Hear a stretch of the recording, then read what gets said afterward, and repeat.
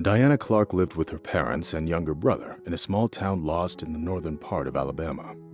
She was accustomed to hard work from an early age and knew not to expect any handouts from life. Diana's father got into a terrible accident a few years ago, leaving him disabled. Ever since then, the main burden of caring for the family had fallen on her mother's shoulders. To provide for her husband and 2 children, Gloria Clark had to work 2 jobs, juggling between positions as a cleaner and a waitress. Diana understood how hard it was for her mother, so she always tried to help and support her in difficult times. Sure, the Clark family couldn't really be called poor, but hardly anyone knew the sacrifices Gloria had to make to ensure that the social difference between them and the wealthy families remained unnoticed. Gloria was also very fortunate with her daughter. Diana never asked her parents for expensive things or any trendy gadgets. The girl was taught to be modest from an early age and could always make do with less. Being the oldest child in the family, Diana tried to help her brother with his studies so that her mother could rest after work. Her father also stayed active and repaired small household appliances at home. Of course, this job didn't bring in much of an income, but every dollar was precious in their difficult situation. For this reason, Diana decided not to attend her prom, realizing that her mother would need to save up for months to be able to afford to buy her a dress and shoes. Gloria, however, was firmly against this decision. "Sweetie, you only get to go to prom once in your life. You can't miss it." "Don't worry, Mom, it's fine. I really don't want to go. What's the point in spending so much money on this event?" Diana protested. Tears welled up in Gloria's eyes. Of course, she understood that Diana was right and that she was doing it for the good of the family. However, she really wanted to make Diana happy, especially since she had been deprived of so much in life. Despite her daughter's protest, Gloria eventually got her way. Diana attended her prom but left the celebration earlier than others. When it came time to decide on her daughter's future after graduation, Gloria strongly recommended that she go to college.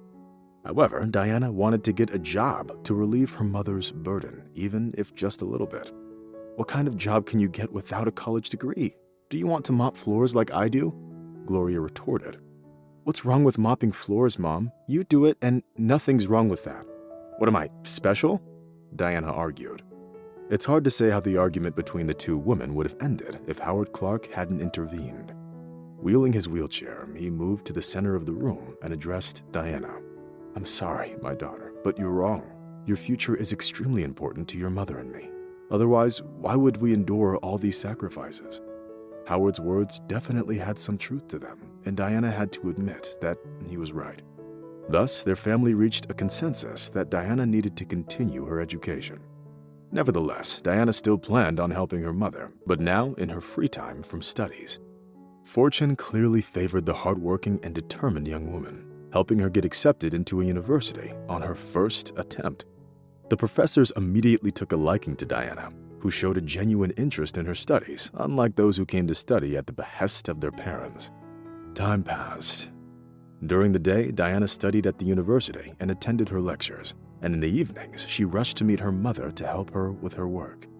Gloria tried her best to dissuade her daughter from doing this, but Diana insisted and simply refused to abandon her mother. She felt that everything in her life was carefully planned out, and nothing extraordinary would ever happen to her. But then something happened that completely changed the course of things. One day, on her way home from the university, Diana got caught in a heavy rain.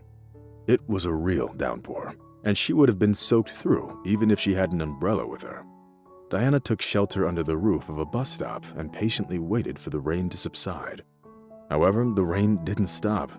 Actually, it even intensified, which greatly upset the college student. There was no one at the bus stop except for Diana. Most people had probably either taken shelter from the bad weather in stores or never left their homes in the first place. Unfortunately, due to the terrible weather, public transport was running poorly, and Diana couldn't even get a taxi. Suddenly, a luxurious SUV pulled up next to the bus stop. The window on the driver's side rolled down, revealing a man of about 45 sitting behind the wheel. The stranger smiled and said, "Are you just going to stand there, or will you get in the car?" Diana assessed the driver with a thoughtful look, as if trying to decide whether to accept his offer or not. She had always considered herself a cautious young woman and was wary of strangers. However, the man in the SUV looked trustworthy, and the car's interior seemed so inviting and warm. Moreover, Diana was freezing from standing in the wind in her wet clothes. Having gotten into the warm car, the young woman relaxed visibly and leaned back in her seat. The driver smiled kindly and immediately turned on the heater to help his passenger warm up. He didn't even ask for Diana's home address, he simply turned in the right direction and accelerated. Unbeknownst to herself, Diana started chatting with the driver and felt a strong sympathy for the confident and calm man. During their conversation, Diana learned that the Dodge's driver was named Richard. Being the owner of several trading firms, he held a prominent position among the city's financial elite. Diana looked at the man with respect, seeing something incredibly pleasant and attractive in him. Richard drove the woman home, as he already knew her address. When Diana asked the businessman about it, he just brushed her off. "I often come to this part of the city on business, so I've seen you rushing to university a couple of times," Richard explained.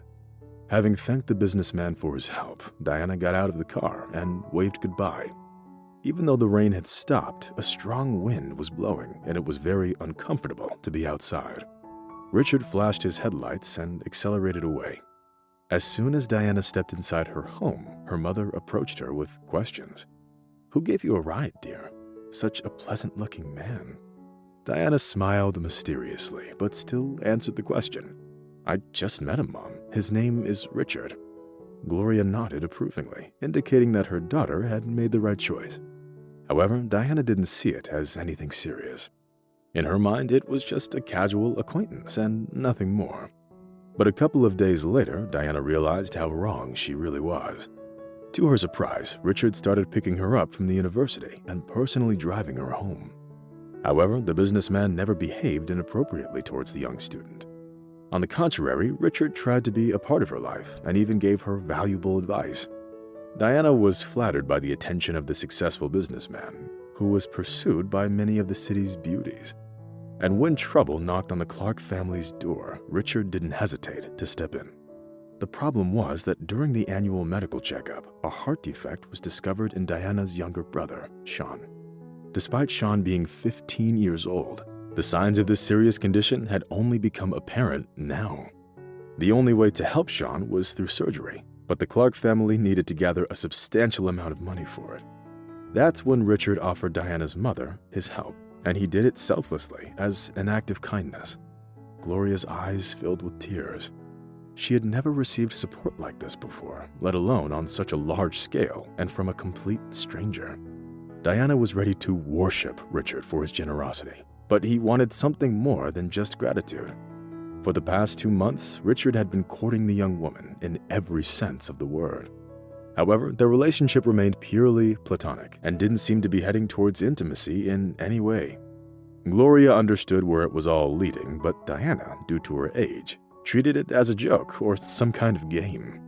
But when Richard proposed to her in front of witnesses, her joy knew no bounds. Truth be told, Diana had been ready for this outcome for a long time, but she was waiting for Richard to take that step. And now, the businessman had finally made that decision. Of course, Diana said yes, greatly pleasing her mother, who wished her daughter happiness and prosperity. It took the couple 1.5 months to plan the wedding. Richard spared no expense. He wanted to make sure the event was memorable for Diana. But before the wedding, Richard paid for Sean's surgery so that the teenager could also enjoy seeing his sister in a wedding dress.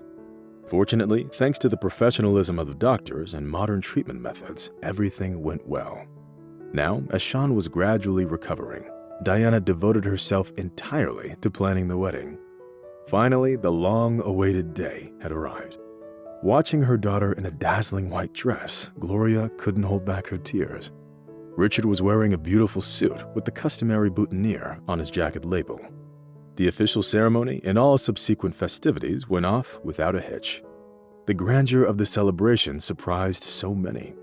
The rest of the day just flew by. Diana danced a lot and participated in almost all of the wedding contests. But as the evening approached, she began to feel inexplicable anxiety. The time for their first wedding night was drawing near, and Diana could think of nothing else. However, when the newlyweds found themselves alone in a luxurious hotel room, Richard started behaving quite strangely. Having firmly pushed Diana away from him, he said, "I'm sorry, I should have told you sooner. You're actually my daughter." "What? How? Daughter?" Diana exclaimed in astonishment. Richard sighed sadly and then began his story. Many years ago, when he was still young and poor, he was in a relationship with a young woman named Rosa. Their relationship was heading towards marriage when the parents of the groom intervened and made the couple break up. Back then, Richard didn't understand what had happened, as he believed his parents, who were against his union with an orphaned girl. Only many years later, after achieving financial independence, did he learn that at the time of their breakup, Rosa was already carrying his child. Unfortunately, the birth was complicated and the young mother died from extensive internal bleeding. Richard only learned all this recently and couldn't believe it at first. But when he hired a private detective who reached out to Diana's adoptive parents, everything fell into place. Diana finally understood that everything in their relationship was orchestrated, aimed at bringing her closer to her biological father. She hugged Richard and wept quietly. The next day, the businessman informed Diana's parents that he was her biological father. With tears in her eyes, Gloria approached her daughter and apologized for hiding the truth all of these years. "Stop it, Mom. The most important thing is that the truth is out now. A mother isn't the one who gave birth, but the one who raised the child," Diana whispered. After the wedding incident, Richard became an integral part in the Clark family. Gloria and Howard treated him with respect, understanding the strength and depth of his parental feelings. As for Diana, she loved all of her parents equally, without making distinctions between biological and adoptive ones.